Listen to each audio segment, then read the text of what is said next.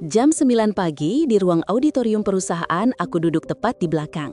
Di depan layar besar menampilkan slide yang kubuat semalam-malam saat Ramadan tahun lalu. Tapi saat direktur utama menyebut nama pembuat sistem indikator kinerja utama senilai 900 miliar itu, yang berdiri adalah Djaka Widagdo. Semua orang bertepuk tangan. Namaku tidak disebut sama sekali. Ruang auditorium sudah penuh sejak pukul 8.30 pagi. Rekan-rekan kantor mengenakan batik, suasana setengah resmi yang biasa kami pakai saat presentasi besar. Aku memilih duduk di kursi baris ketiga dari belakang, mengenakan blue putih sederhana tanpa aksesori mencolok. Tidak ingin menarik perhatian, tapi tidak menyangka perhatian justru akan teralihkan dari diriku sama sekali. Pak Darmawan Satya, direktur utama baru kami berdiri dengan penuh percaya diri di depan podium. Presentasi bertajuk Visi Strategis Kuartal Kedua dimulai dengan animasi grafik pertumbuhan yang familiar, terlalu familiar.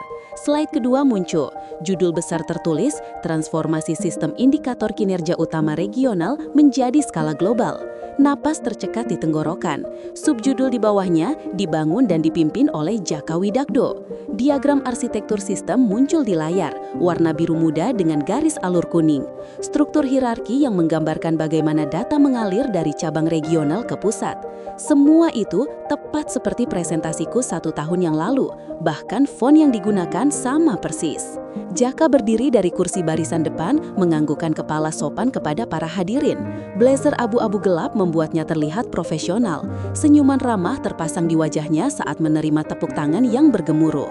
Dalam hati, aku memutar kembali memori malam-malam saat sistem itu benar-benar dibangun. Lembur sampai jam 9 pagi, minum kopi sachet murahan di pantry lantai 4. Rapat daring dengan tim lintas negara, Vietnam, Malaysia, Filipina. Aku bahkan pernah bangun sahur sambil memperbaiki kesalahan di modul peramalan karena ada laporan darurat dari Manila. Sistem lama kami gagal memenangkan tender besar pada tahun 2022. Kerugian hampir mencapai miliar. Lalu model baru yang kualat berhasil meraih kontrak 900 miliar. Sekarang pencapaian itu menjadi milik orang lain. Di sekelilingku, divisi penjualan dan kemitraan klien memberikan tepuk tangan berdiri. Bagian sumber daya manusia tersenyum sambil mencatat sesuatu di buku kecil mereka. Beberapa mata sempat melihat ke arahku, tapi cepat berpaling seolah tidak ingin terjebak dalam tatapan yang salah. Pak Darmawan melanjutkan dengan pidato panjang lebar tentang kepemimpinan muda. Kita butuh wajah baru untuk menghadapi pasar yang dinamis, ucapnya dengan nada lembut namun tegas. Ada nuansa halus dalam kalimatnya, yang terasa seperti menyingkirkan warisan lama. Aku tidak yakin apakah yang dimaksud warisan lama itu adalah sistemku atau diriku. Slide demi slide bergulir, semuanya adalah hasil kerjaku, namun dikemas seolah lahir dari pemikiran brilian Djaka. Grafik peningkatan efisiensi, diagram alur kerja otomatis, bahkan tangkapan layar antarmuka yang kudesain sendiri menggunakan piranti lunak gratis. Karena anggaran desain tidak disetujui, aku mencoba membuka berkas lama di laptop untuk memastikan folder indikator kinerja utama pusat sudah dipindahkan aksesnya oleh bagian teknologi informasi. Pesan kesalahan muncul, akses ditolak, hubungi administrator sistem. Entah sejak kapan namaku sudah tidak lagi tercantum dalam dokumentasi internal, tidak lagi diundang ke rapat bulanan penyelarasan proyek. Slide yang disajikan adalah versi terkunci yang tidak bisa dilihat siapa pembuatnya. Presentasi berakhir dengan tepuk tangan meriah. Djaka dikerumuni oleh beberapa manajer muda dan peserta magang. Mereka mengucapkan selamat, meminta saran, bahkan ada yang meminta foto bersama. Aku tetap duduk di tempatku menatap layar yang kini sudah mati. Di pojok kanan bawah masih terlihat samar logo kecil yang pernah kuat sebagai tanda tangan digital, Trahayu Do V3. Saat hendak berdiri, ponsel bergetar. Pesan dari bagian hukum internal, seluruh kekayaan intelektual di bawah domain Cakra Nusantara Logistik akan didaftarkan atas nama pemegang inisiatif saat ini. Namaku tidak tercantum sebagai pemilik inisiatif. Proyek 5 tahun yang kubangun dari nol akan segera dipatenkan atas nama Djaka. Aku berjalan keluar auditorium dengan langkah pelan. Di lorong, papan indikator kinerja utama di ruang perang sudah diperbarui. Seluruh struktur masih milikku. Grafik, warna, tata letak, bahkan sistem penamaan kode yang hanya aku yang paham. Tapi label di ujung slide itu berubah. Djaka with KPI Core Arch. Dan entah mengapa, sistem versi baru itu terasa seperti perangkap yang disiapkan untukku sendiri. Pukul pagi muncul undangan rapat dengan subjek penyelarasan ulang. Tidak ada agenda, tidak ada konteks. Hanya satu nama, Tiara. Itu cukup membuat kopi pagiku tumpah ke laptop. Hari ini berbeda. Udara pagi terasa lebih dingin dari biasanya. Meskipun musim hujan masih jauh, aku duduk di meja dapur kecil apartemen, menatap layar ponsel yang menampilkan undangan rapat paling menyeramkan dalam hidupku. Undangan masuk melalui sistem kalender perusahaan pukul 5.45 pagi. 10.30 ruang direktur utama. Topik penyelarasan ulang khusus internal. Tidak ada detail lain, tidak ada lampiran, tidak ada penjelasan mengapa aku dipanggil sendirian. Tanganku gemetar saat mencoba mengakses agenda rapat. Muncul tulisan tampilan terbatas. Aku mencoba bertanya kepada beberapa rekan kerja melalui pesan singkat. Tidak ada satupun yang menerima undangan serupa. Bahkan Mia dari tim distribusi yang biasanya selalu tahu gosip kantor, membalas dengan nada bingung. Apa ada masalah Tiara? Kok tiba-tiba dipanggil sendiri? Aku tidak menjawab pesannya. Bagaimana bisa kujelaskan perasaan ini? Seperti ada yang mengawasi setiap langkahku, menunggu momen yang tepat untuk menjatuhkan palu pengadilan. Kopi sachet yang kutelah seduh tumpah ke celana abu-abu saat tangan kananku bergetar tanpa terkendali. Napas mulai sesak, jantung berdegup lebih cepat dari biasanya. Aku ingat perkataan ibu semalam sebelum beliau meninggal tahun lalu. Kalau kamu merasa tidak dihargai, itu bukan tempatmu nak. Perjalanan ke kantor terasa seperti berjalan menuju ruang sidang. Setiap langkah di koridor lantai 5 membawa degup jantung yang semakin kencang. Karyawan lain menyapa seperti biasa. Tidak ada yang aneh, tapi aku merasa mereka menatap lebih lama seolah sudah tahu apa yang akan terjadi. Pukul 10.25, aku berdiri di depan pintu ruang Pak Darmawan. Pintunya terbuat dari kayu jati dengan kaca bening yang memungkinkan orang di dalam melihat siapa yang datang. Aku bisa melihat siluet Pak Darmawan duduk di balik meja besar sedang mengetik sesuatu di laptop. Ketukan pelan di pintu. Masuk. Ruang kerja Pak Darmawan sunyi. Hanya terdengar suara pendingin ruangan yang berputar monoton. Tidak ada kopi yang disiapkan, tidak ada salam pembuka hangat seperti biasanya. Pak Darmawan bahkan tidak mengangkat kepala dari laptop saat aku masuk. Duduk Tiara. Aku duduk di kursi tamu yang keras, meletakkan tas kecil di pangkuan. Pak Darmawan masih sibuk mengetit, sesekali mengerutkan kening, seolah sedang membaca sesuatu yang penting.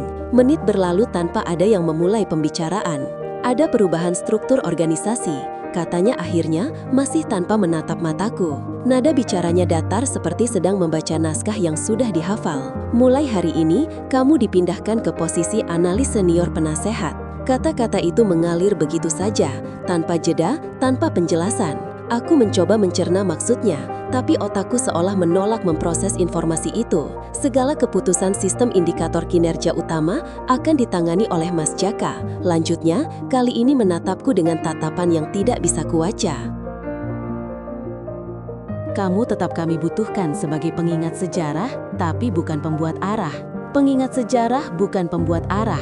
Frasa itu bergema di kepalaku seperti lonceng yang dipukul berulang-ulang. Aku ingin bertanya mengapa, ingin meminta penjelasan yang masuk akal, tapi tenggorokanku terasa kering, lidah terasa kaku, tidak bisa bergerak untuk membentuk kata-kata protes. Apakah ada pertanyaan? Tanya Pak Darmawan, kembali menatap layar laptopnya. Aku menggeleng pelan, bukan karena tidak ada pertanyaan, tapi karena tahu jawabannya sudah disiapkan jauh-jauh hari. Apapun yang kutanyakan akan dijawab dengan alasan-alasan teknis yang terdengar masuk akal di permukaan, tapi kosong di dasarnya. Baik, Mas Jaka akan menjelaskan tugas barumu nanti siang. Kamu bisa kembali ke meja kerja. Sekali lagi, nada datar tanpa empati. Aku berdiri perlahan, merasa seperti bagian dari diriku baru saja dicabut paksa. Saat berjalan menuju pintu, Pak Darmawan menambahkan tanpa mengangkat kepala. Oh ya, akses sistem sudah disesuaikan dengan posisi barumu. Jangan kaget kalau beberapa folder tidak bisa dibuka lagi. Pintu tertutup di belakangku dengan bunyi klik yang terdengar final. Di koridor, langkahku terasa goyah. Beberapa rekan kerja yang berpapasan menyapa seperti biasa, tidak menyadari bahwa aku baru saja mengalami eksekusi profesional dalam diam. Aku tersenyum balik menjaga penampilan seolah tidak terjadi apa-apa. Di meja kerjaku, laptop masih menyala dengan berkas-berkas yang tertinggal dari kemarin. Aku mencoba membuka folder proyek utama. Muncul pesan, akses ditolak. Konsultan penasehat tidak memiliki otorisasi. Ponsel bergetar, notifikasi dari grup pesan instan tim indikator kinerja utama. Aku membuka aplikasinya dan mendapati pesan yang membuat dadaku sesak. Tiara Rahayu telah dikeluarkan dari grup. Email baru masuk dari bagian pengumuman perusahaan. Foto Jaka dengan blazer biru gelap. Pose yang mirip persis dengan gayaku saat presentasi terakhir bulan lalu. Judul pengumuman Jaka Widakto resmi menjadi pemimpin strategi indikator kinerja utama. Tidak ada satu ucapan selamat yang dikirim kepadaku. Tidak ada pengakuan atas kontribusi 5 tahun terakhir. Seolah aku tidak pernah ada dalam sejarah proyek itu. Hanya Mas Dedi, petugas keamanan yang biasanya menjaga lobi, yang menyapa dengan senyuman tulus saat aku turun ke lantai bawah untuk menenangkan pikiran. "Gimana Mbak Tiara? Kok kayaknya lemas?" "Biasa Mas, capek aja." "Hati-hati Mbak, kadang orang-orang di atas suka lupa sama yang sudah berjasa." Kata-katanya sederhana, tapi entah mengapa terasa seperti pelukan hangat di tengah badai dingin. Malam harinya di apartemen kecilku, aku mencoba membuka folder cadangan di laptop pribadi. Pencarian berkas demi berkas hingga menemukan satu folder tersembunyi. Jaka, rekam rapat. Di dalamnya ada rekaman suara yang membuatku terperanjat. Suaraku sendiri terdengar jelas menjelaskan algoritma inti sistem saat rapat internal bulan Februari. Jaka merekam tanpa sepengetahuanku. Setiap detail teknis, setiap penjelasan kompleks tentang cara kerja sistem, semuanya terekam rapi. Aku memutar rekaman itu berulang-ulang, mendengar antusiasme dalam suaraku saat menjelaskan bagaimana sistem bisa memprediksi kebutuhan logistik 3 bulan ke depan. Betapa bangganya aku saat itu, betapa naifnya aku mengira semua orang di ruangan mendengarkan karena menghargai karyaku. Ternyata ada yang mendengarkan untuk tujuan yang berbeda. Dalam berkas presentasi umum, aku menemukan sesuatu yang membuat tanganku bergetar. Di metadata berkas, tertulis komentar tersembunyi, disusun oleh Trahayu Donbawa Foko. Bukti digital yang tidak bisa dihapus, tersembunyi di balik layar-layar kode yang tidak terlihat mata biasa. Dan saat itu, untuk pertama kalinya, aku menyadari sesuatu yang mengerikan. Bukan hanya sistem yang direbut, identitasku sedang dihapus perlahan dan sistematif, seperti menghapus tinta dengan penghapus yang halus namun gigih. Pagi hari berikutnya, aku duduk lebih awal di meja kerjaku sambil meneguk teh manis dari termos kecil. Aku membuka lisensi sistem back-end. Dan saat itu, aku tersenyum untuk pertama kalinya sejak penyelarasan ulang itu terjadi. Jam 3, pagi kantor masih sunyi. Hanya terdengar suara mesin fotokopi yang sedang melakukan perawatan otomatis dan langkah petugas kebersihan yang membersihkan lantai koridor. Aku sengaja datang lebih awal hari ini, membawa bekal teh manis buatan sendiri dalam termos kecil yang sudah menemani hari-hariku selama 3 tahun terakhir. Meja kerjaku terasa asing sekarang. Monitor yang sama, keyboard yang sama, tapi akses yang berbeda. Seperti tinggal di rumah yang sama, namun kunci kamar-kamar tertentu sudah diganti. Aku menyalakan komputer dan memasang earphone bukan untuk mendengar musik, tetapi untuk menciptakan ilusi bahwa aku sedang sibuk bekerja. Yang pertama kali lakukan adalah membuka folder lokal yang hanya bisa diakses dari akun administratorku sendiri. Folder ini tidak tersimpan di server perusahaan, melainkan di hard drive lokal, yang kuinstal sendiri 2 tahun lalu ketika ruang penyimpanan mulai tidak mencukupi. Di dalam folder itu ada sesuatu yang membuatku menahan napas. Notifikasi status lisensi Neuroframe platform pengembangan sistem yang kubeli dengan uang pribadi. Karena pengajuan anggaran untuk perangkat lunak ini ditolak oleh bagian pengadaan pada tahun 2022. Mereka menganggapnya terlalu mahal dan tidak penting. Tertulis jelas di layar pemilik lisensi Tiara Rahayu, status aktif perpanjangan 2026, terdaftar tingkat pengembang pribadi. Framework inilah yang menjadi tulang punggung seluruh sistem indikator kinerja utama. Tanpa Neuroframe, sistem yang mereka banggakan itu tidak akan bisa berjalan sama sekali, dan lisensinya masih terdaftar atas namaku. Aku terduduk diam merasakan campuran emosi yang sulit dijelaskan. Marah karena mereka telah memperlakukanku seperti sampah, sedih karena 5 tahun jerih payah diambil begitu saja. Tapi, ada sesuatu yang lain. Sesuatu seperti kelegaan yang aneh. Mereka mengira telah mengambil semuanya. Tapi mereka tidak tahu bahwa jantung sistem itu masih berdetak karena napas yang kuberikan. Aku ingat betapa kerasnya meyakinkan tim pengadaan dulu. Presentasi demi presentasi, proposal demi proposal, semuanya ditolak dengan alasan anggaran terbatas dan prioritas yang berbeda. Akhirnya, aku memutuskan membelinya sendiri dengan tabungan yang tadinya untuk membeli motor bekas. Sistem ini tetap hidup karena aku yang beri napas. Gumamku pelan sambil meminum teh manis yang sudah mulai dingin. Sekarang, saatnya melihat sejauh mana mereka telah mengubah karyaku.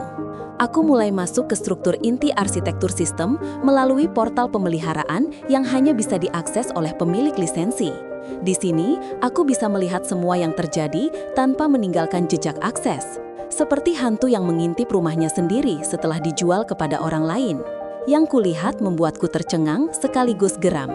Jaka dan timnya telah mengganti hampir semua tampilan antarmuka. Warna biru muda yang kusukai diganti dengan hijau tua yang terkesan lebih profesional. Tata letak menu diubah mengikuti tren desain terbaru. Bahkan logo kecil di pojok kanan bawah sudah diganti dengan inisial JD. Tapi saat aku menggali lebih dalam, mereka ternyata tidak menyentuh sama sekali inti logika sistem. Modul-modul penting seperti penyesuai risiko, pemindai pergeseran dini, dan prediktor inti masih utuh dan tidak bisa diakses tanpa kata sandi yang hanya aku yang tahu. Mereka mengubah baju, tapi tidak tahu cara kerja organ dalamnya. Aku membuka catatan log perubahan sistem. Ternyata, Jaka sempat mencoba mengakses modul inti beberapa kali, tapi selalu gagal karena enkripsi berlapis yang kudesain khusus. Akhirnya, mereka menyerah dan membiarkan bagian itu tidak tersentuh. Bodoh, desahku sambil menggeleng kepala. Kalian mengira mengganti cat rumah sama dengan memahami pondasi. Sebuah ide mulai terbentuk di kepalaku. Bukan sabotase kasar yang akan ketahuan dengan mudah, tapi sesuatu yang lebih elegan, lebih halus, sesuatu yang akan membuat mereka mempertanyakan kemampuan mereka sendiri. Aku mulai mengubah parameter di modul penilaian kinerja. Dulu sistem menggunakan 7 variabel untuk mengukur performa, volume transaksi, tingkat kepuasan klien, waktu respons, akurasi prediksi, efisiensi biaya, adaptabilitas, dan stabilitas operasional. Sekarang aku mengubahnya menjadi fokus pada volume klik dan jumlah laporan otomatis. Metrik yang terlihat mengesankan di permukaan, tapi tidak mencerminkan kualitas kerja yang sebenarnya. Seperti mengukur kesehatan seseorang hanya dari berapa kali dia bernapas dalam semenit, memperhatikan kualitas napasnya. Sistem akan menunjukkan angka-angka fantastis, tapi kosong makna. Selanjutnya, aku mengubah modul peramalan. Dulu sistem menganalisis 7 variabel, cuaca musiman, performa pemasok, pola perilaku klien, tren ekonomi regional, kapasitas gudang, waktu tempuh pengiriman, dan faktor eksternal lainnya. Aku menguranginya menjadi 4 variabel saja dan menambahkan biaya 10% ke proyeksi permintaan. Hasilnya akan terlihat optimis dan meyakinkan dalam jangka pendek, tapi akan meleset perlahan-lahan dalam 3 siklus pelaporan, seperti jam yang diperlambat 1 menit setiap hari. Tidak terasa pada awalnya, tapi setelah sebulan akan ketahuan bahwa waktunya tidak akurat lagi. Yang paling licik adalah perubahan pada sistem peringatan. Dulu sistem memberikan 3 tingkat alarm, waspada, penting, dan kritis. Setiap tingkat memiliki protokol respons yang berbeda dan otomatis mengirimkan notifikasi kepada pihak terkait. Aku mengubah semua alarm menjadi tinjauan tertunda. Jaka akan senang karena sistemnya terlihat tenang dan terkendali tanpa alarm yang mengganggu. Tapi sebenarnya semua masalah yang seharusnya ditangani segera akan terakumulasi dalam diam, seperti mematikan alarm asap di rumah, kelihatannya damai. Tapi ketika api benar-benar muncul, sudah terlambat untuk diselamatkan. Aku juga menambahkan sesuatu yang lebih licik lagi. Setiap perubahan yang kulakukan akan tercatat dalam log sistem dengan menggunakan kredensial Jaka. Artinya, jika suatu hari ada audit forensik, semua jejak kesalahan akan menunjuk kepadanya. Bukan aku yang melakukan sabotase. Sistem akan menunjukkan bahwa Jaka sendirilah yang mengubah parameter penting tanpa dokumentasi yang proper. Saat sedang asik bekerja, aku mendengar suara langkah kaki di koridor. Melalui kaca transparan ruang kerja, aku melihat Jaka berjalan menuju mejanya dengan langkah percaya diri. Jas biru gelap yang sama dengan yang dipakainya kemarin. Rambut disisir rapi dan senyuman yang terlihat puas. Dia menyalakan komputernya dan langsung membuka dashboard sistem. Aku bisa melihat layarnya dari sudut mataku. Grafik berwarna hijau menunjukkan semua indikator dalam kondisi normal. Persentase kinerja menunjukkan angka 110%. Tidak ada satuan alarm yang muncul. Jaka terlihat sangat puas. Dia bahkan mengambil foto layar dan membagikannya di grup pesan instan. Teman-teman kantor mulai berdatangan. Mia dari tim distribusi menyapa dengan senyuman simpati. "Gimana Tiara? Sudah biasa dengan tugas baru? Masih adaptasi?" Jawabku sambil tersenyum. "Tapi nggak apa-apa, mungkin ini saatnya untuk hal-hal baru." Mia mengangguk dengan wajah iba. "Sabar ya, kadang rezeki datang dari arah yang tidak terduga." Beberapa rekan lain juga menyata, tapi dengan nada yang hati-hati, seolah mereka takut terlalu dekat denganku akan membuat posisi mereka ikut terancam. Aku memahami ketakutan itu. Politik kantor memang kejam. Jaka menjadi pusat perhatian hari itu. Saat istirahat, dia dikelilingi oleh beberapa staf muda yang ingin belajar tentang sistem. Dia dengan senang hati menjelaskan, meskipun aku tahu persis bahwa dia hanya memahami kulit luarnya saja. Saat rapat mingguan, Pak Darmawan memuji-muji kinerja tim di bawah kepemimpinan Jaka. Sistemnya berjalan sangat lancar. Tidak ada komplain dari klien. Semua target tercapai, bahkan melebihi ekspektasi. Aku hanya duduk di pojok ruang rapat mendengarkan dengan senyuman tipis. Mereka tidak tahu bahwa sistem sedang bernyanyi lagu yang indah sebelum akhirnya mereka menyadari bahwa itu adalah lagu Pamungkas. Sore hari ketika kantor mulai sepi, aku melakukan sentuhan terakhir pada sistemku. Aku mengatur agar setiap laporan eksekutif yang dikirim otomatis akan menyertakan catatan kecil di bagian bawah. Data diproses menggunakan parameter yang dimodifikasi oleh JW pada tanggal 23 November 2025. Catatan itu akan terlihat seperti informasi teknis biasa yang tidak penting. Tapi suatu hari, ketika semuanya mulai berantakan, catatan itulah yang akan menjadi petunjuk pertama bagi siapapun yang melakukan investigasi. Aku mematikan komputer dan membereskan meja kerja. Di luar jendela, langit Jakarta mulai berubah menjadi jingga kemerahan. Lalu lintas mulai padat, tanda bahwa hari kerja hampir berakhir. Dalam perjalanan pulang naik busway, aku merenungkan apa yang baru saja saya lakukan. Apakah ini benar? Apakah aku sudah menjadi orang jahat yang dendam? Tapi kemudian aku ingat, bagaimana mereka mengambil 5 tahun hidupku tanpa rasa hormat. Bagaimana mereka menghapus namaku seolah aku tidak pernah ada. Bagaimana mereka tertawa di atas kerja kerasku. Tidak, ini bukan tentang dendam, ini tentang keadilan. Sistem itu memang milik mereka sekarang, tapi mereka harus belajar memeliharanya dengan benar. Dan jika mereka tidak mampu, mereka akan merasakan akibatnya. Di akhir hari, laporan internal menunjukkan semua target tercapai 110%, terlalu sempurna. Direktur utama tertawa lega, tapi aku tahu sistem ini tidak berjalan seperti mestinya. Dia sedang bernyanyi pelan, lagu yang hanya aku yang paham nadanya. Pukul 17.22, notifikasi media sosial profesional masuk dari klien utama, Bu Lestari Wakil Presiden Operasional, RSM 2. Hanya satu kalimat, kami mencium sesuatu yang tak beres. "Ini bukan gaya kerjamu kan, Tiara?" Aku sedang duduk di warung kopi dekat kantor, menyesap kopi tubruk panas sambil menunggu hujan reda. Ponsel yang tergeletak di atas meja bergetar pelan, menampilkan notifikasi yang membuatku hampir tersedak kopi. Pesan dari Bu Lestari Widianingsih, seorang wanita berusia 53 tahun yang telah memimpin operasional Rumah Sakit Medika II selama hampir 10 tahun. Klien pertama yang mempercayai sistemku ketika semua orang masih ragu. Klien yang selalu mengapresiasi respons cepat dan akurasi laporan yang Ki berikan. Aku membaca pesannya berulang kali. Kalimatnya sederhana, tapi mengandung ketidakpercayaan sekaligus harapan yang besar. Bu Lestari bukan tipe orang yang mudah curiga atau mengeluh tanpa alasan. Jika dia mengatakan ada yang tidak beres, berarti memang ada masalah serius. Dengan tangan yang sedikit gemetar, aku membalas pesannya. "Ada kendala apa, Bu? Bisa dijelaskan lebih detail?" Jawabannya datang cepat. "Laporan pengiriman obat-obatan minggu ini kacau. Banyak ketidaksesuaian data. Ini tidak pernah terjadi sebelumnya." Hati mulai berdegup kencang. Bukan karena takut ketahuan, tapi karena khawatir. RSM 2 adalah rumah sakit rujukan utama untuk 3 kabupaten. Jika sistem logistik mereka bermasalah, yang dirugikan adalah pasien-pasien yang membutuhkan obat-obatan darurat. Aku segera membayar kopi dan bergegas kembali ke kantor. Meski jam kerja sudah berakhir, aku masih punya akses terbatas ke sistem log klien, setidaknya untuk sementara, sebelum mereka sadar dan mencabut akses terakhir ini juga. Kantor sudah sepi ketika aku kembali, hanya petugas keamanan malam dan beberapa pegawai lembur yang masih terlihat di beberapa lantai. Aku menyalakan komputer dan langsung masuk ke portal klien RSM2.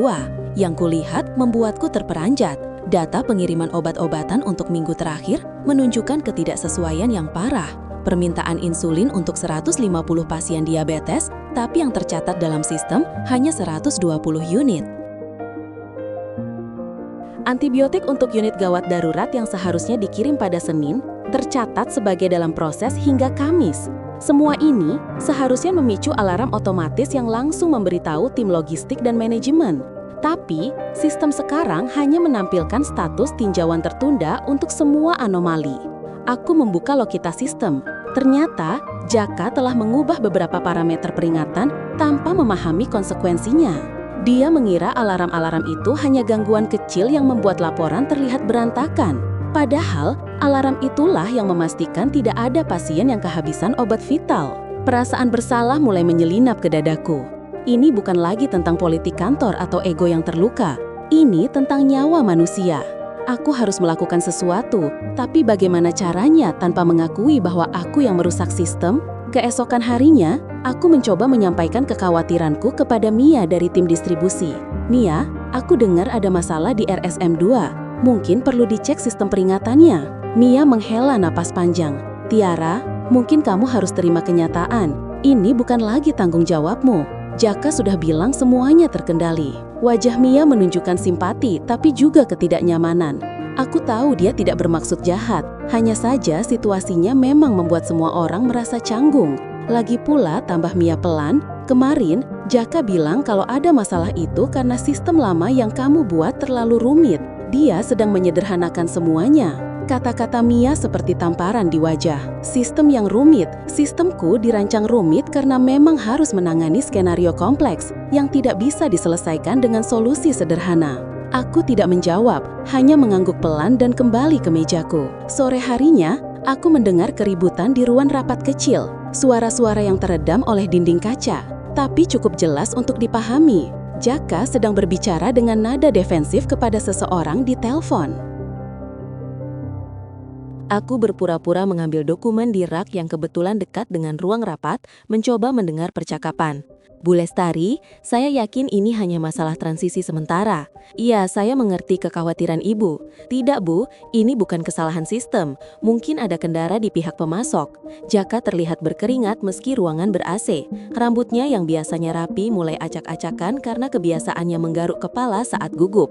Percakapan berlanjut sekitar 15 menit. Setelah telepon ditutup, aku bisa melihat Jaka duduk terdiam dengan kepala tertunduk. Untuk sesaat, aku hampir merasa kasihan padanya. Tapi rasa kasihan itu hilang ketika aku mendengar percakapannya dengan tim di grup pesan instan malam itu.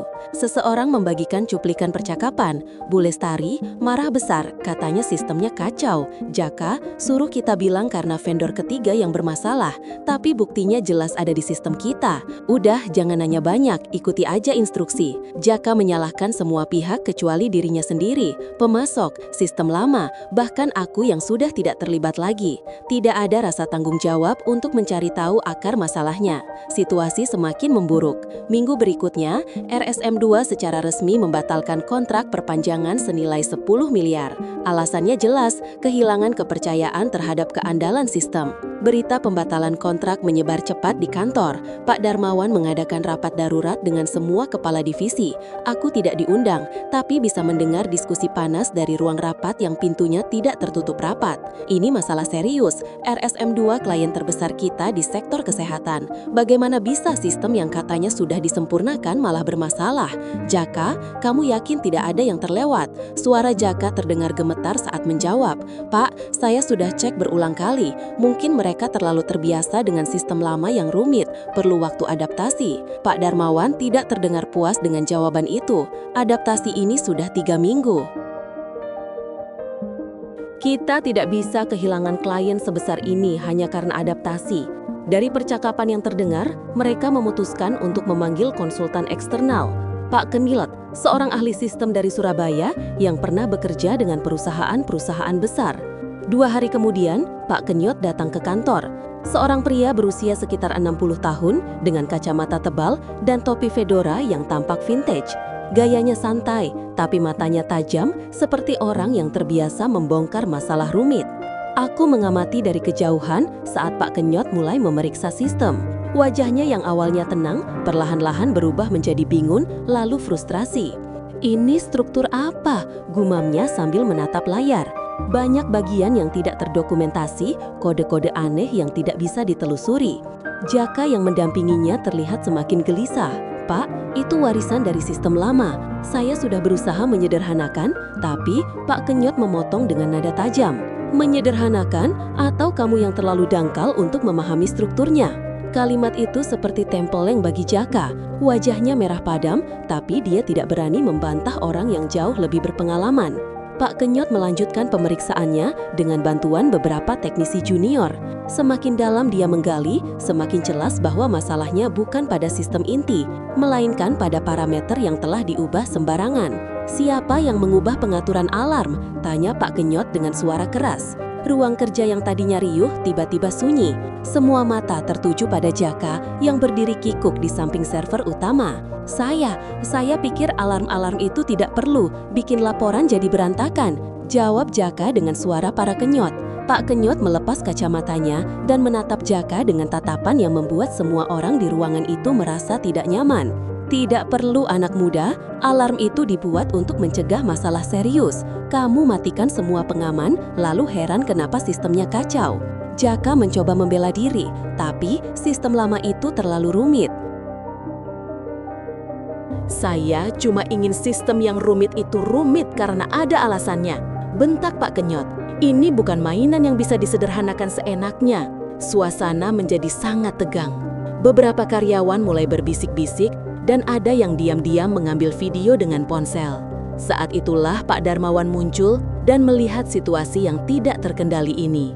Wajahnya pucat saat menyadari bahwa masalah yang dihadapi jauh lebih serius dari yang dia bayangkan. Pak Kenyot, seberapa parah kerusakannya? Tanya Pak Darmawan dengan nada khawatir. Parah, tapi masih bisa diperbaiki kalau kita tahu siapa yang membangun sistem aslinya. Dia pasti punya dokumentasi lengkap dan pemahaman mendalam tentang setiap komponennya. Semua mata seketika tertuju padaku. Aku yang sejak tadi hanya duduk diam di pojok ruangan, tiba-tiba menjadi pusat perhatian. Pak Kenyot mendekati mejaku. Anda Rahayu. Aku mengangguk. Saya sudah dengar tentang Anda dari beberapa kolega. Mereka bilang Anda arsitek terbaik di bidang ini. Pujian itu terasa ironis mengingat kondisiku saat ini. Aku hanya tersenyum tipis tanpa menjawab. Jaka yang melihat arah pembicaraan mulai panik. Dia mencoba mengalihkan perhatian. Pak, mungkin masalahnya dari awal memang sistemnya terlalu rumit. Tiara yang bikin sistem jadi kacau. Mungkin dia sabotase dari dalam. Kalimat itu keluar begitu saja dari mulut Jaka, tanpa perhitungan. Tuduhan serius yang bisa merusak reputasiku selamanya. Ruangan menjadi hening total. Semua orang terpaku mendengar tuduhan yang sangat serius itu. Dan saat itu, aku tidak menyangkal. Aku hanya diam. Karena kali ini, diamku akan menggema lebih keras daripada semua data yang mereka puja-puja. Rapat Dewan Direksi. Slide ketiga muncul. Di bagian bawah grafik, muncul kalimat halus berwarna abu-abu. Angka ini tidak nyata. Periksa siapa yang mengubah fondasi sistem. 3 hari setelah tuduhan Jaka, aku mendapat panggilan dari sekretaris direksi. Suaranya formal tapi tegang. Bu Tiara, mohon hadir dalam rapat Dewan Direksi besok pagi pukul 9. Wajib. Malam itu aku tidak bisa tidur. Berbaring di kasur sempit apartemen, menatap langit-langit yang retak, memikirkan segala kemungkinan yang akan terjadi. Apakah mereka akan menuduhku secara resmi? Apakah karirku akan berakhir dengan tuduhan sabotase? Tapi ada sesuatu dalam diriku yang merasa tenang. Seperti badai yang sudah lama kutunggu, akhirnya datang. Pagi harinya aku bangun lebih awal, mandi dengan air dingin, mengenakan kemeja putih bersih dan blazer hitam terbaik yang kupunya. Aku ingin terlihat profesional, bukan seperti orang yang kalah sebelum bertempur. Ruang rapat lantai 11 sudah penuh ketika aku tiba. Kursi-kursi kulit hitam mengelilingi meja oval besar yang bisa menampung 20 orang. Di ujung ruangan, layar proyektor besar sudah menyala, menampilkan logo perusahaan. Para direksi sudah berkumpul. Pak Martin selaku Direktur Utama, Bu Retno dari Divisi Keuangan, Pak Zulfikar dari Operasional, dan beberapa manajer senior lainnya. Yang mengejutkan, aku melihat Bu Lestari duduk di sudut ruangan sebagai tamu khusus. Jaka duduk di pojok meja, wajahnya pucat seperti orang yang tidak tidur semalaman. Pak Darmawan berdiri tegang di sisi layar proyektor, sesekali mengusap keringat di dahinya. "Silahkan duduk, Bu Tiara," kata Pak Martin, dengan nada yang sulit ditebak. Bukan ramah, tapi juga tidak bermusuhan. Aku duduk di kursi yang disediakan, tepat berhadapan dengan Pak Martin. Posisi yang jelas menunjukkan bahwa aku adalah fokus utama rapat ini. Pak Martin membuka rapat dengan pernyataan yang langsung ke inti masalah. Kita berkumpul hari ini untuk membahas masalah serius terkait sistem indikator kinerja utama. Ada tuduhan sabotase yang perlu diklarifikasi. Ruangan sunyi total. Hanya terdengar suara pendingin ruangan dan bunyi pulpen yang dimainkan nervous oleh salah satu peserta rapat. Sebelum kita dengar dari pihak-pihak terkait, lanjut Pak Martin. "Saya ingin melihat langsung bagaimana sistem ini bekerja saat ini." Pak Darmawan mengangguk dan mulai menyiapkan presentasi. Layar proyektor menampilkan dashboard sistem dengan grafik-grafik berwarna hijau yang menunjukkan performa sempurna. "Seperti yang bisa Anda lihat," kata Pak Darmawan sambil menunjuk layar. "Semua indikator menunjukkan kinerja yang sangat baik. Target tercapai 110%, tingkat kepuasan klien 95%. Slide kedua muncul menampilkan tabel perbandingan kinerja bulanan. Semua angka terlihat mengesankan. Lalu slide ketiga muncul. Di bagian bawah grafik utama, tiba-tiba muncul tulisan kecil berwarna abu-abu. Angka ini tidak nyata. Periksa siapa yang mengubah fondasi sistem.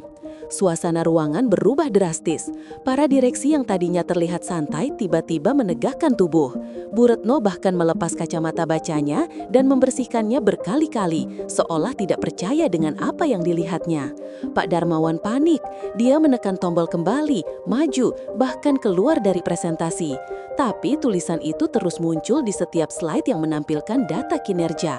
"Apa-apaan ini?" gumam Pak Darmawan sambil berkali-kali mengklik mouse. Jaka yang duduk di sebelahnya ikut panik. "Pak, ini pasti virus atau serangan dari luar." Tapi Bu Retno yang dikenal sebagai orang yang detail dan skeptis sudah membuka laptopnya sendiri.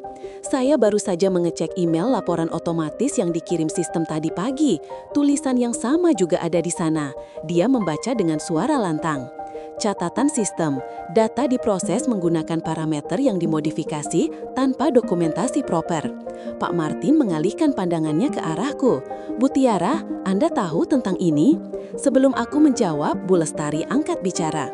"Pak Martin, boleh saya menjelaskan mengapa saya hadir di sini?" Pak Martin mengangguk. Bu Lestari berdiri membuka folder yang di bawahnya. 3 minggu terakhir, sistem yang digunakan untuk mengelola logistik rumah sakit kami mengalami masalah serius. Bukan masalah kecil, tapi masalah yang bisa membahayakan nyawa pasien. Dia menunjukkan beberapa dokumen. Pengiriman insulin terlambat 2 hari karena sistem tidak memberikan peringatan. Stok antibiotik untuk unit gawat darurat habis tanpa ada notifikasi. Ini tidak pernah terjadi ketika Bu Tiara masih mengelola sistem. Makanya, kami memutuskan untuk membatalkan kontrak. Lanjut Bu Lestari dengan nada tegas. "Bukan karena kami tidak menghargai perusahaan ini, tapi karena kami tidak bisa mempertaruhkan nyawa pasien." Jaka mencoba membela diri. "Bu Lestari, mungkin ada kesalahan. Sistem sudah saya perbaiki dan disempurnakan." Bu Lestari memotong dengan tatapan tajam. "Disempurnakan anak muda. Saya sudah bekerja di bidang ini 20 tahun. Saya tahu bedanya sistem yang bekerja dengan baik dan sistem yang hanya terlihat bagus di permukaan." Pak Zulfikar yang sejak tadi diam akhirnya angkat bicara. "Bu Tiara, sebagai perancang asli sistem, apa pendapat Anda tentang masalah ini?" Semua mata tertuju padaku. Ini adalah momen yang sudah lama kutunggu. Momen untuk berbicara dengan suara yang sesungguhnya. Aku berdiri perlahan, menatap satu persatu wajah di ruangan itu. Saya tidak datang untuk menjatuhkan siapa-siapa. kataku dengan suara tenang tapi tegas. Saya datang karena sistem yang saya bangun sedang diperlakukan dengan tidak semestinya dan saya tidak akan diam melihatnya. Aku berjalan mendekati layar proyektor. Boleh saya menunjukkan sesuatu? Pak Martin mengangguk. Aku mengambil alih presentasi dan membuka dua grafik perbandingan. Hasil realisasi sistem versus prediksi sistem asli. Ini adalah data sesungguhnya, kataku sambil menunjuk grafik pertama. Sistem asli yang saya rancang memiliki tingkat akurasi prediksi 93%. Variabel yang digunakan meliputi pola cuaca, performa pemasok, perilaku klien, tren ekonomi regional, kapasitas gudang, waktu tempuh pengiriman, dan faktor eksternal lainnya. Aku beralih ke grafik kedua. Ini adalah data yang dihasilkan sistem setelah dimodifikasi. Terlihat bagus di permukaan, tapi memiliki bias 10 hingga 12% dari prediksi yang akurat. Bu Retno mengerutkan kening. Mengapa bisa berbeda? Karena beberapa variabel penting dihilangkan tanpa pemahaman yang mendalam tentang konsekuensinya. Jawabku sambil menatap Jaka. Sistem yang kompleks tidak bisa disederhanakan seenaknya tanpa memahami ketergantungan antar komponennya. Aku membuka file audio yang sudah kusiapkan, dan ini adalah rekaman percakapan yang menunjukkan bagaimana keputusan tersebut dibuat. Suara Jaka terdengar jelas dari speaker. Gak usah pakai variabel vendor lag, gak penting. Sistemnya aku bikin lebih cepat aja. Ruangan menjadi hening. Jaka terlihat syok mendengar suaranya sendiri. Rekaman ini diambil saat Mas Jaka menginstruksikan tim untuk mengubah sistem tanpa konsultasi dengan siapapun, jelasku. Termasuk tanpa memahami bahwa variabel yang dihilangkan itu adalah kunci untuk prediksi yang akurat. Pak Martin menatap Jaka dengan tatapan kecewa. Jaka, benarkah ini? Jaka tergagap. Pak, saya pikir itu hanya penyederhanaan. Penyederhanaan yang menyebabkan klien besar kita pergi. Potong Bu Retno tajam. Aku melanjutkan presentasiku. Ada masalah lain yang lebih serius. Sistem peringatan 3 lapis yang saya rancang telah diubah menjadi hanya tinjauan tertunda. Akibatnya, masalah-masalah kritis seperti yang dialami RSM-2 tidak terdeteksi sampai terlambat. Aku menampilkan log sistem yang menunjukkan bagaimana alarm-alarm penting dimatikan satu persatu. Sistem peringatan itu dirancang berlapis karena kita berhadapan dengan klien-klien yang nyawanya bergantung pada akurasi data kita, kataku dengan nada serius. Rumah sakit, perusahaan farmasi, distributor obat-obatan. Mereka tidak bisa menunggu tinjauan tertunda ketika stok obat vital hampir habis. Bu Lestari mengangguk setuju. Betul sekali. Itu sebabnya kami sangat kecewa dengan perubahan ini. Pak Zulfikar bertanya, tapi mengapa tulisan peringatan itu baru muncul sekarang? Aku tersenyum tipis. Karena sistem yang saya rancang memiliki mekanisme perlindungan. Ketika parameter inti diubah tanpa dokumentasi yang proper, sistem akan memberikan peringatan otomatis pada presentasi resmi untuk memastikan transparansi. Jadi ini bukan sabotase, kata Pak Martin dengan nada memahami. Ini adalah fitur keamanan, jawabku tegas. Sistem mengingatkan bahwa ada yang tidak beres dengan konfigurasinya. Jaka yang merasa tersudut mencoba menyerang balik. Tapi kenapa Tiara tidak memberitahu sejak awal? Kenapa menunggu sampai ada masalah besar? Aku menatapnya dengan tenang. Karena saya sudah tidak dilibatkan dalam sistem ini sejak 3 minggu lalu. Akses saya dicabut, saya diturunkan jabatan, dan nama saya dihapus dari semua dokumentasi. Bagaimana saya bisa memberitahu kalau saya sudah disingkirkan? Ruangan kembali sunyi. Para direksi saling bertukar pandangan seperti sedang memproses semua informasi yang baru saja mereka terima. Pak Martin akhirnya berbicara. Tiara, berdasarkan penjelasan Anda, apa yang perlu dilakukan untuk memperbaiki sistem? Kembalikan parameter asli. Aktifkan kembali sistem peringatan berlapis dan lakukan audit menyeluruh terhadap semua perubahan yang telah dilakukan dalam 3 minggu terakhir. Jawabku tanpa ragu. Dan siapa yang paling qualified untuk melakukan itu? Tanya Bu Retno. Sebelum aku menjawab, Bu Lestari angkat bicara. Kami di RSM2 sudah memutuskan untuk menawarkan kontrak eksklusif kepada Bu Tiara sebagai konsultan independen dengan gaji yang katakanlah jauh lebih menghargai keahliannya. Pernyataan Bu Lestari mengejutkan semua orang di ruangan, termasuk aku. Tidak menyangka dia sudah menyiapkan tawaran seperti ini. Pak Martin menatapku dengan ekspresi campuran antara kagum dan menyesal. Bu Tiara, apa yang akan Anda lakukan? Aku berdiri menutup laptop yang kubawa. Saya akan menerima tawaran Bolestari. Tidak karena dendam, tapi karena saya ingin bekerja dengan orang-orang yang menghargai ketelitian dan tanggung jawab. Aku menatap seluruh peserta rapat. Sistem ini masih milik perusahaan dan saya harap bisa diperbaiki dengan baik. Tapi saya sudah tidak bisa bekerja di lingkungan yang tidak menghargai integritas profesional. Saat berjalan menuju pintu, aku mendengar Pak Martin berkata kepada Pak Darmawan, "Kita perlu evaluasi menyeluruh tentang bagaimana keputusan seperti ini bisa terjadi." Di luar ruang rapat, Bu Lestari menyusulku. "Tiara, terima kasih sudah berbicara jujur di dalam sana. Terima kasih sudah memberi saya kesempatan untuk membela diri, Bu. Ini bukan hanya tentang membela diri.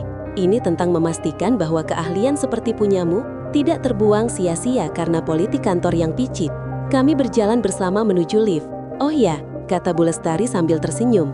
"Kontrak yang saya tawarkan itu nyata. Gaji 2 kali lipat dari yang kamu terima sekarang.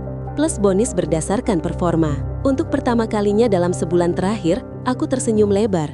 Bukan karena uang, tapi karena akhirnya ada yang mengakui nilai kerjaku. "Kapan saya bisa mulai, Bu? Senin depan, kita punya banyak proyek menarik yang butuh sentuhan ahli seperti kamu." Saat lift terbuka di lantai dasar, aku merasa seperti sedang memasuki babak baru dalam hidupku.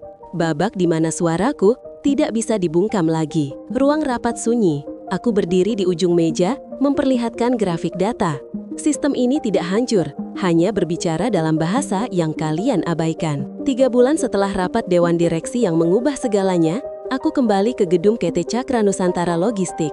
Bukan sebagai karyawan, melainkan sebagai konsultan independen yang diminta datang untuk melakukan audit sistem final. Pemandangan yang kulihat sangat berbeda dari terakhir kali aku berada di sini. Suasana kantor terasa lebih tegang. Beberapa meja kerja kosong menandakan bahwa ada beberapa orang yang sudah tidak bekerja di sini lagi, termasuk Jaka.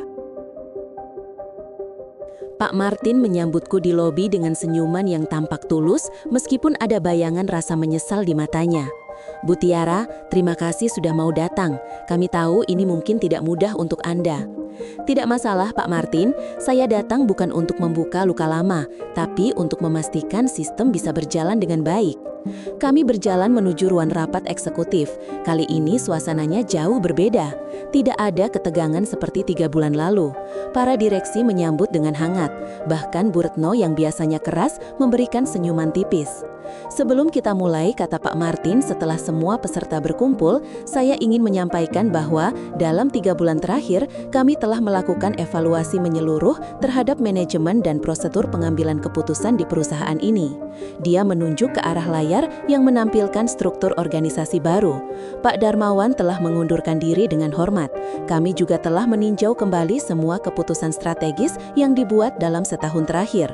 Aku mengangguk mencoba untuk tidak menunjukkan rasa puas yang terlalu jelas, bukan karena aku senang melihat orang lain jatuh, tapi karena akhirnya ada akuntabilitas atas keputusan-keputusan yang merugikan.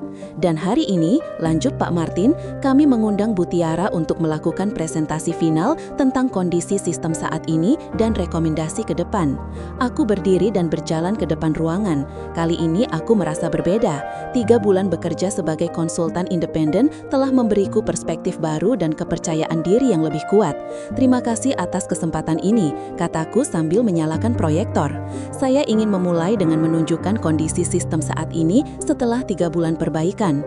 Slide pertama menampilkan grafik perbandingan kinerja. Garis merah menunjukkan performa sistem selama periode ketika Jaka mengelola. Garis biru menunjukkan performa setelah parameter dikembalikan ke pengaturan asli. Seperti yang bisa Anda lihat, setelah parameter sistem dikembalikan dan sistem peringatan diaktifkan kembali, tingkat akurasi prediksi kembali mencapai 93%. Keluhan klien menurun drastis dan tidak ada lagi insiden seperti yang dialami RSM2. Bu Retno mengangkat tangan. "Bagaimana dengan klien yang sudah terlanjur pergi?" "Pertanyaan yang bagus," jawabku sambil beralih ke slide berikutnya. Dari 5 klien besar yang sempat membatalkan kontrak, 3 sudah kembali setelah melihat perbaikan sistem. RSM2 malah menambah volume kontrak mereka menjadi 2 kali lipat dari sebelumnya. Mata para direksi berbinar mendengar kabar baik itu.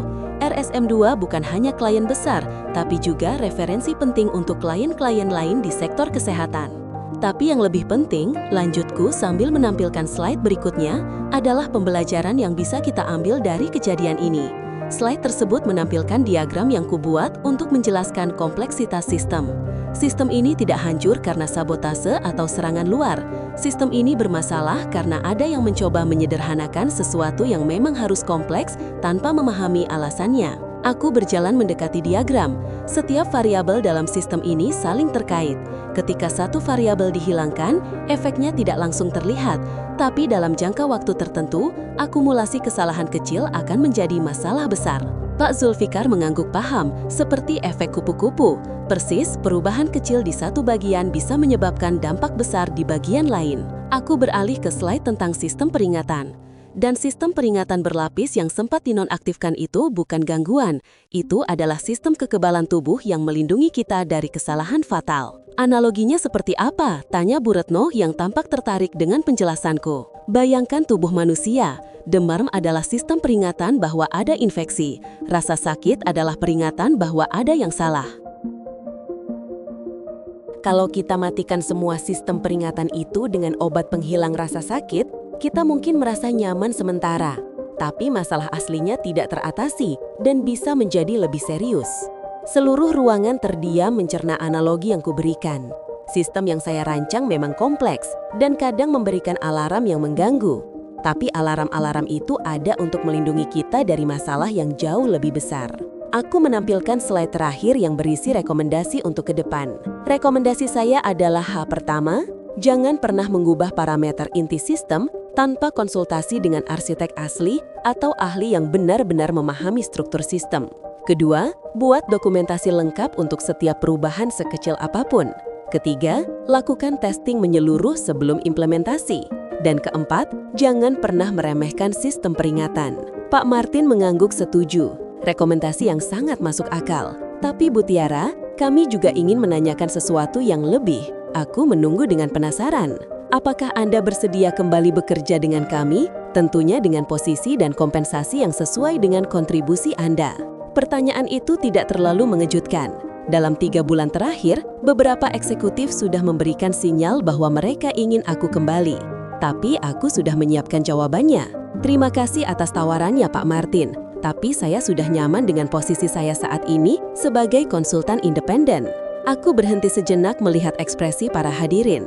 Bukan karena dendam atau kekecewaan, tapi karena sebagai konsultan independen, saya bisa bekerja dengan berbagai klien dan menghadapi tantangan yang lebih beragam. RSM2 sudah memberikan saya beberapa proyek menarik dan saya juga mulai bekerja dengan rumah sakit lain. Bu Retno tersenyum. Kami paham dan kami menghormati keputusan Anda. Tapi tambahku, saya tetap terbuka untuk kerjasama sebagai konsultan eksternal kalau ada proyek-proyek yang membutuhkan keahlian saya.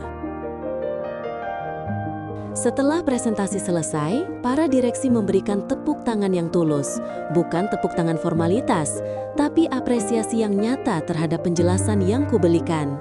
Saat rapat berakhir, Pak Martin menghampiri. Tiara, boleh saya berbicara sebentar? Kami berjalan ke balkon kecil di samping ruang rapat. Saya ingin meminta maaf secara pribadi, kata Pak Martin dengan nada tulus.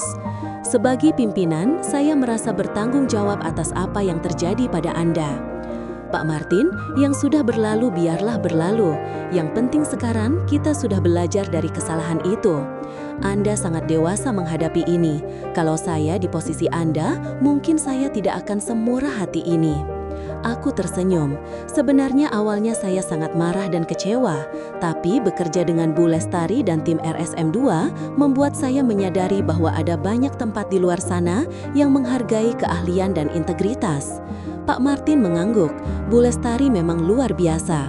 Dia yang pertama mengingatkan kami bahwa kami kehilangan talenta berharga. Dan sekarang, lanjutku, saya merasa lebih bebas untuk berkembang tanpa terbatas oleh politik kantor atau ego pribadi orang lain. Kami berdiri diam sejenak menikmati pemandangan Jakarta di sore hari. Ngomong-ngomong, kata Pak Martin, apa kabar Jaka sekarang? Saya dengar dia bekerja di startup teknologi. Mudah-mudahan dia bisa belajar dari pengalaman ini dan menjadi lebih bijak. Anda tidak mendendam sama sekali. Aku menggeleng. Dendam hanya akan menghabiskan energi yang bisa saya gunakan untuk hal-hal yang lebih produktif. Saat bersiap-siap pulang, aku melewati meja kerja lamaku. Sekarang sudah ditempati oleh orang lain, seorang analis muda yang terlihat serius mengerjakan tugasnya. Dia menyapa dengan hormat ketika melihatku.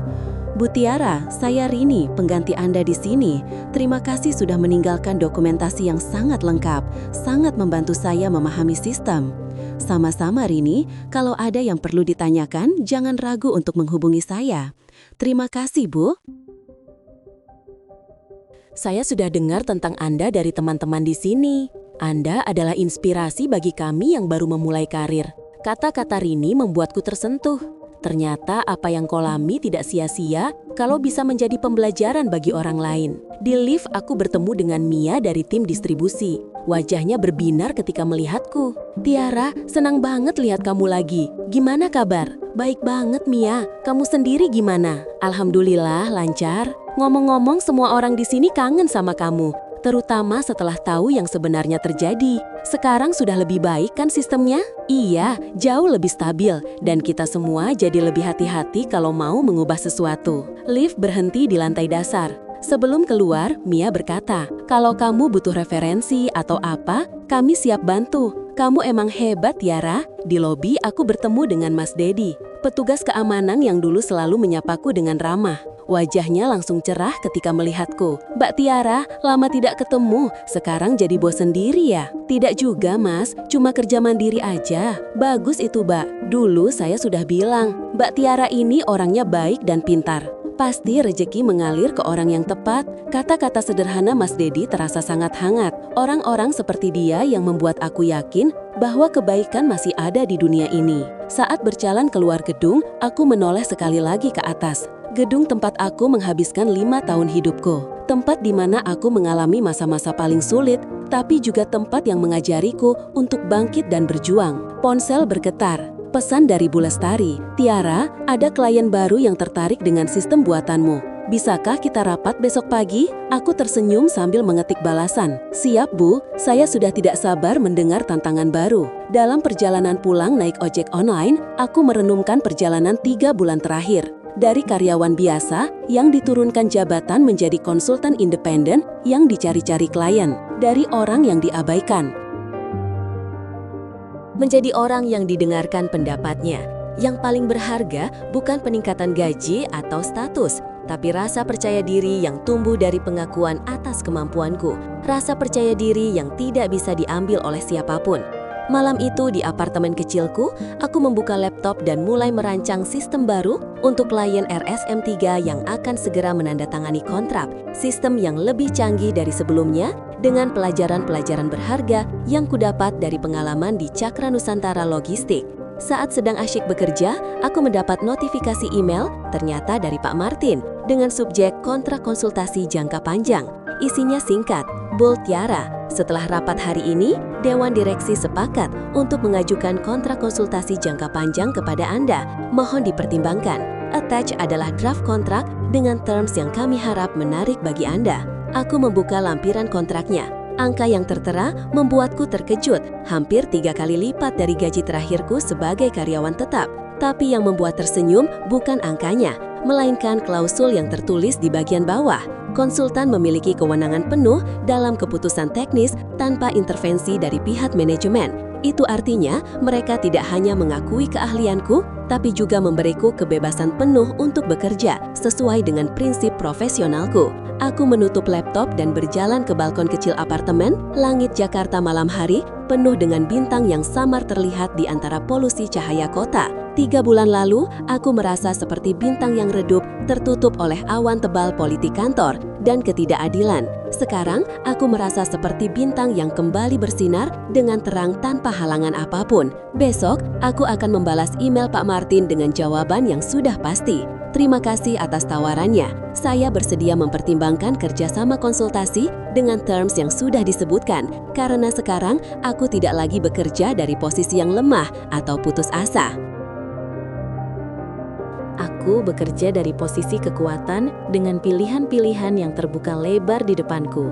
Dan untuk pertama kalinya dalam hidupku, Aku benar-benar merasakan arti dari kalimat, ketika pintu tertutup, jendela akan terbuka lebar. Pintu PT Cakra Nusantara Logistik memang sudah tertutup untukku sebagai karyawan, tapi jendela dunia konsultansi independen terbuka lebar. Dengan pemandangan yang jauh lebih indah dari yang pernah kuayangkan, Tiara tersenyum membalas email kontrak baru. Terima kasih, kali ini sistem ini milikku sepenuhnya. Yeay!